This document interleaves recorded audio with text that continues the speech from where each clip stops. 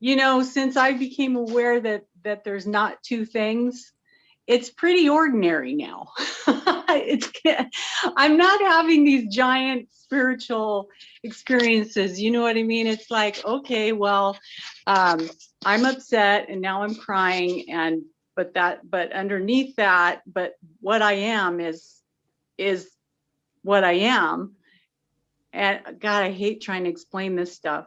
You and Before me it was both. before it was two things. It's like, oh, I've lost it now, and oh, Yeah, now it's back, and yeah. now it's integrating, and it's like, that's it.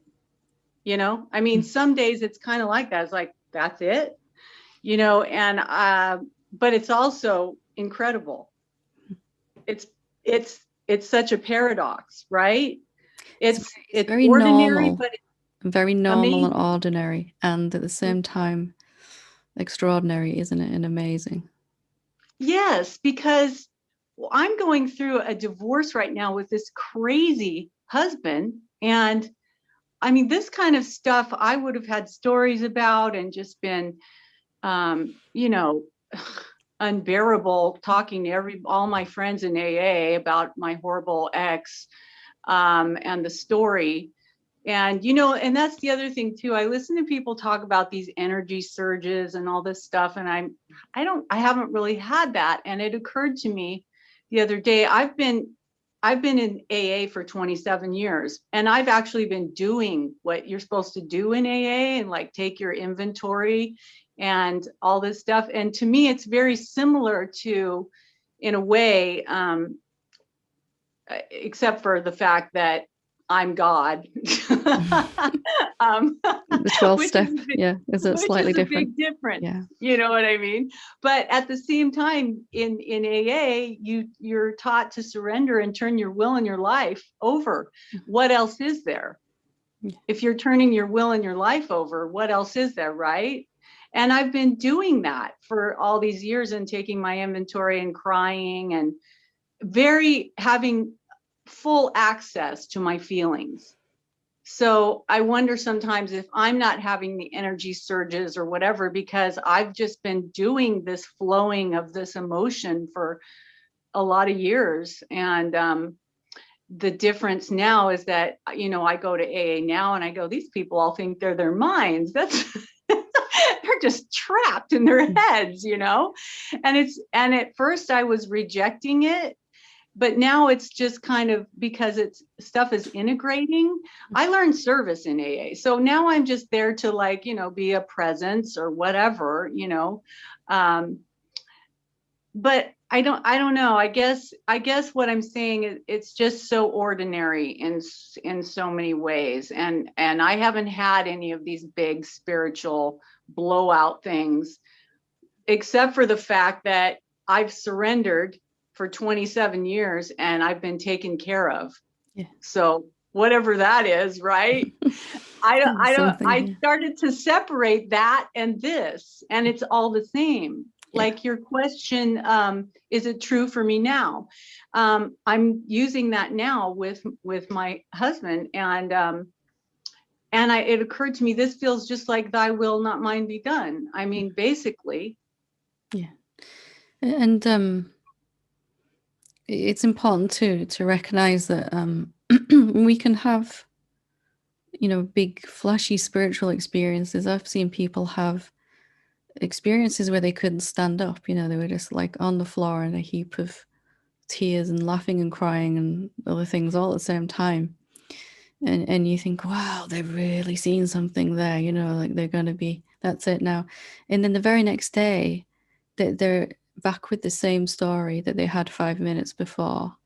And I've also seen the opposite, which is somebody just very, very quietly sitting with a cup of tea. It was the same for me, just suddenly realizing I've been making all of this up, all these stories, and they were never true.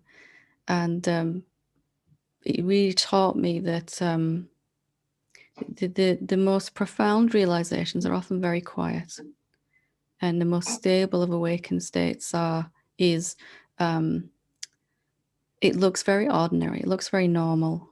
It's not flashy in that way, but it is gradually, day by day, you'll be feeling more peace, more love, more joy, experiencing more abundance, more of a sense of compassion for other beings.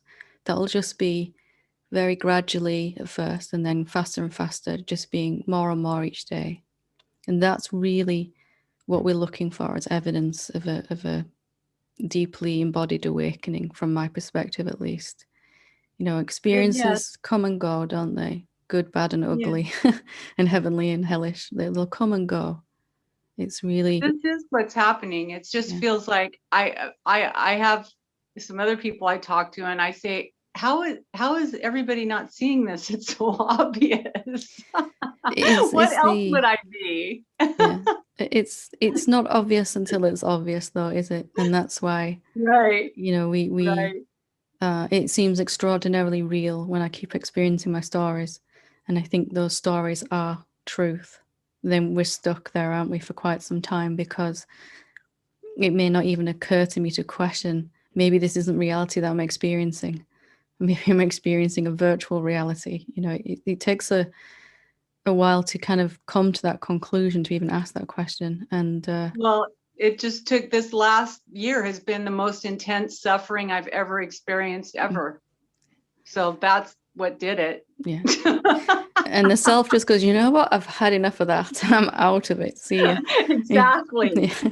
Like, There's too really? much. I'm done now. It was fun for a while, but not anymore. I'm off. Yeah. So Yeah.